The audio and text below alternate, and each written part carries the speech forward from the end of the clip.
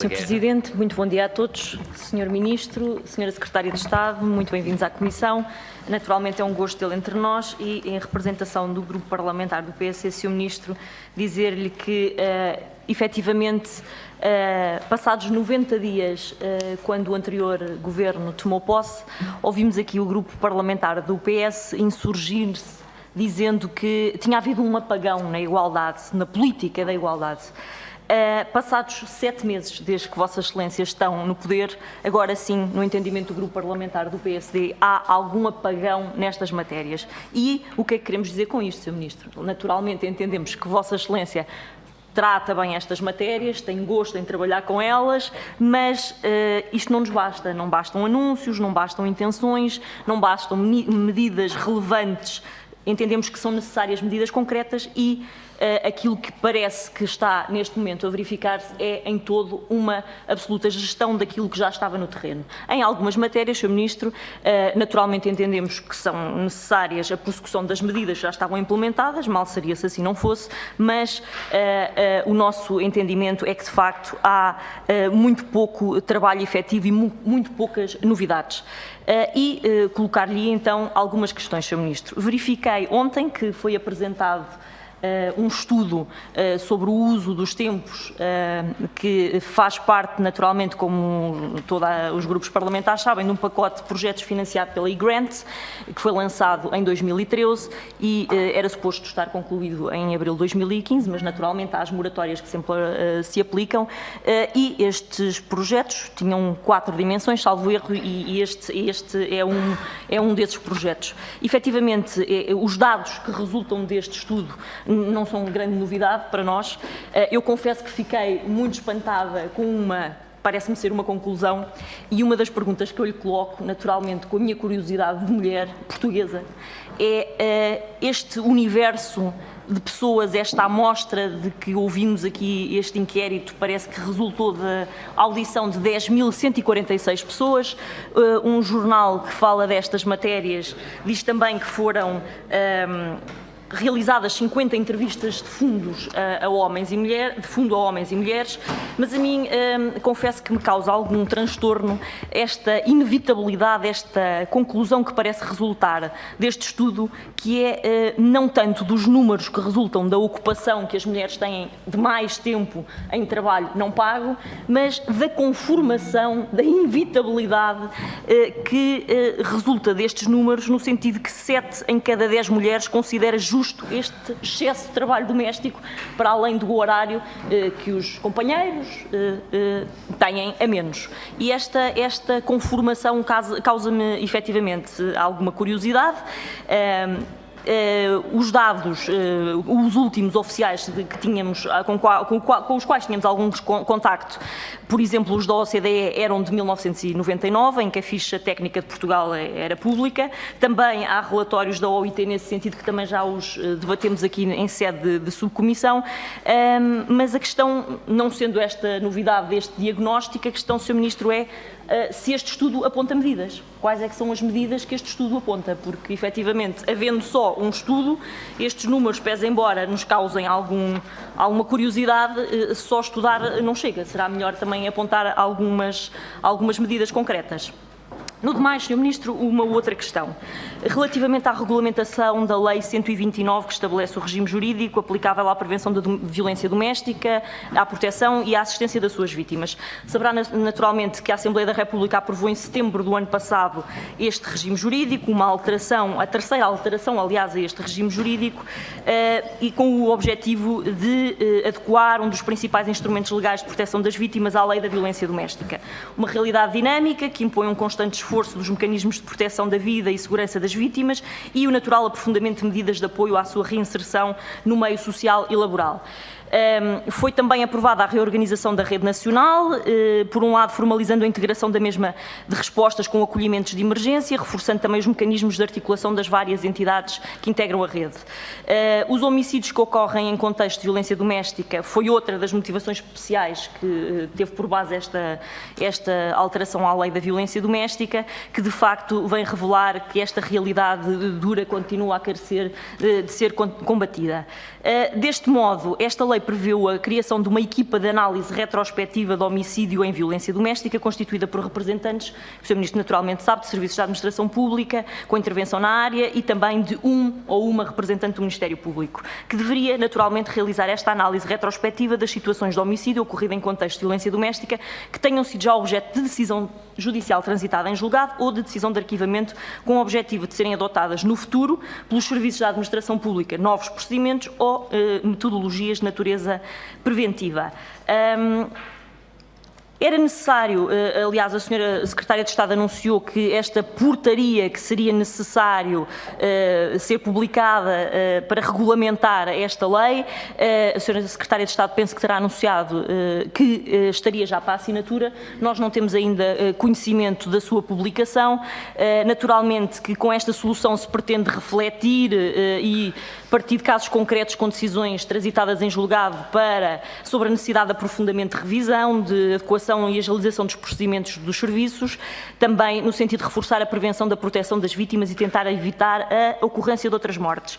E assim sendo, Sr. Ministro, a pergunta é que se estranha naturalmente a falta de publicação desta portaria, até porque a Sra. Ministra da Justiça anunciou em março do passado que iria criar um grupo de trabalho responsável pela revisão de todos os casos de violência doméstica com vítimas mortais para se perceber o que é que falhou. A minha pergunta é quando é que será regulamentada então esta lei e qual é que é o desenvolvimento concreto já dado a esta medida, que é fundamental para o conhecimento do fenómeno, o homicídio conjugal, no sentido de melhorar a prevenção de novos casos de violência doméstica. Um outro tema, Sr. Ministro, a formação das forças de segurança. Nos últimos anos houve, como Vossa Excelência sabe, e também até já reconheceu aqui na subcomissão, algum bastante investimento na formação de forças de segurança que resultou ao nível dos elementos policiais, formações em 10.966 agentes da PSP e 13.006 elementos da GNR. Reconhecendo naturalmente o Grupo Parlamentar do PSD que é fundamental a continuação da formação destas entidades, porque são fundamentais no contacto com públicos estratégicos, em especial porque naturalmente são quem primeiro tem o contacto com as vítimas. Gostaríamos de saber quantas ações de formação estão programadas a serem desenvolvidas junto destas forças de segurança ou outras e o que é que está previsto para ser implementado quanto à abertura de eventuais novos postos ou esquadras especializadas no atendimento às vítimas de violência doméstica. Um outro tema, Sr. Ministro, guiões de educação, género e cidadania.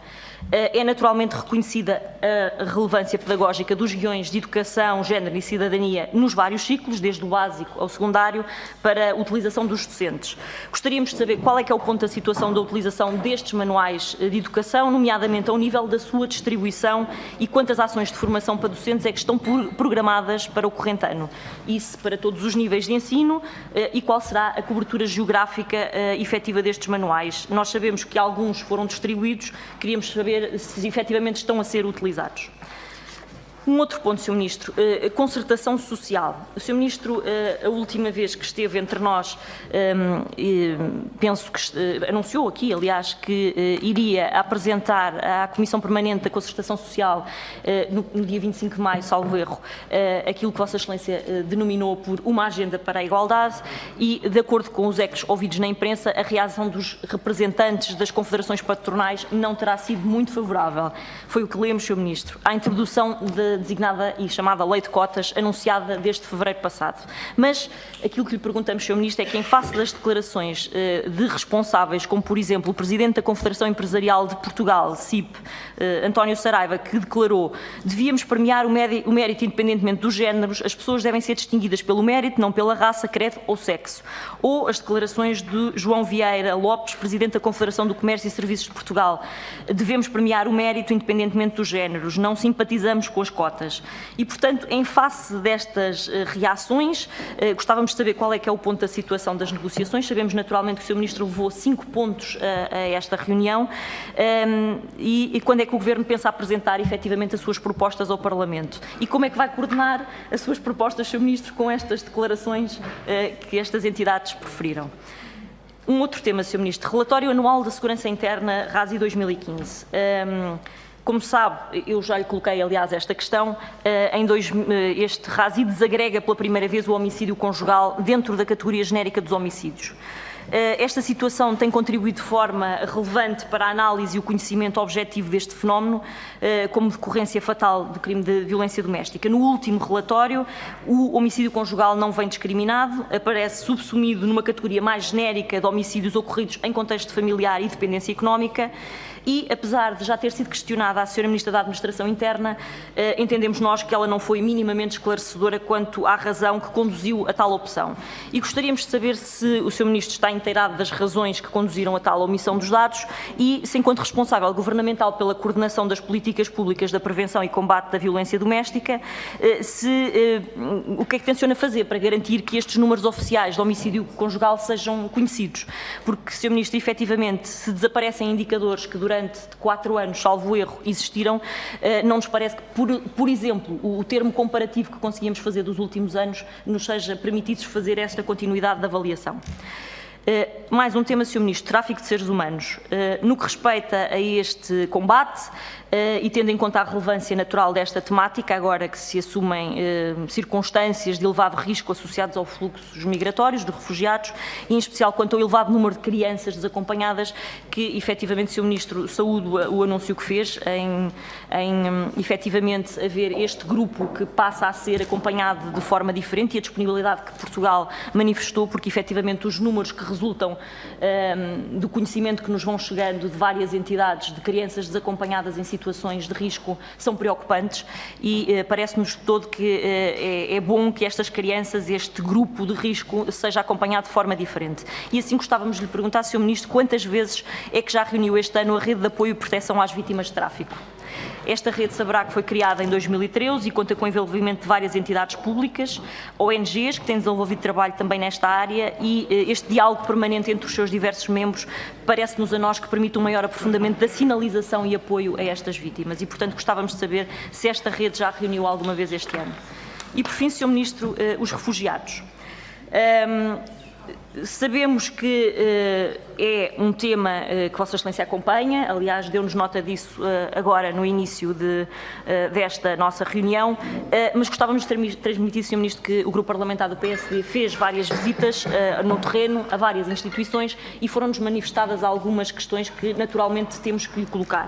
E uma delas prende, Sr. Ministro, com o facto de a questão de o acompanhamento que é feito, não só quando as pessoas chegam, mas aquilo que lhe fazemos a seguir. Claro está que sabemos que Portugal é um país solidário, que os municípios são solidários com estas pessoas que chegam, mas para além de lhes dar formação necessária, designadamente na língua do português, também é necessário integrá-las. E integrá-las passa por conduzi-las à possibilidade de poderem trabalhar. E uma das coisas que nos foi dita por várias instituições que visitámos, Sr. Ministro, é que na rede onde várias entidades se sentam para concertar posições, o IFP não acompanha estas reuniões naturalmente entendemos que temos que promover esta capacidade de integração por parte destas pessoas que chegam ao nosso país. Nas crianças, elas são colocadas na escola e, portanto, o acompanhamento, também porque há alguma facilidade diferente das crianças aprenderem uma língua quando chegam ainda muito novas. Nos adultos esta situação é bastante mais preocupante, porque verificamos, por exemplo, como uma das minhas colegas já lhe disse aqui na última audição, em Alfazerão, que as pessoas não conseguiam comunicar. Verificámos no terreno que havia essa dificuldade, naturalmente, se calhar já está ultrapassada essa dificuldade, o que saudamos naturalmente.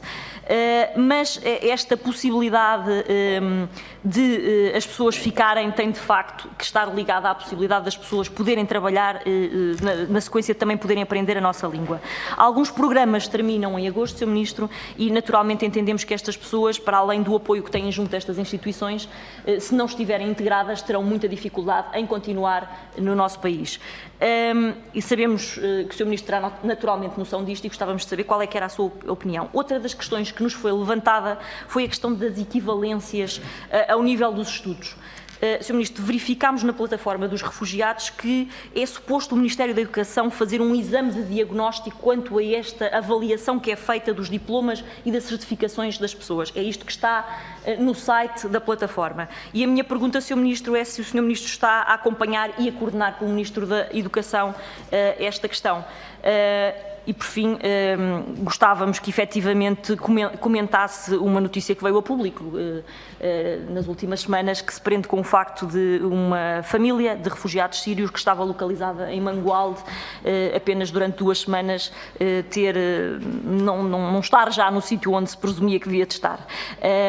Naturalmente entendemos que o Estado português não é um Estado policial, era o que mais faltava, mas na sequência de tudo que eu já afirmei, gostava que comentasse se efetivamente temos outras formas de trabalhar com estas pessoas. Naturalmente o guia que o Sr. Ministro hoje aqui nos apresenta é uma forma de comunicar diretamente com os que chegam. Nós sentimos isso por parte das pessoas que já estão nestas instituições, ainda têm muita dificuldade em perceber como é que funciona o nosso sistema, tudo em Portugal, a segurança social, tudo, e portanto todos os meios que Vossa Excelência desenvolva, que o Ministério que o Sr. Ministro tutela, para que estas pessoas possam ser integradas e acompanhadas, terão naturalmente o nosso apoio e estamos aqui para o ouvir. Sr. Ministro, muito obrigado.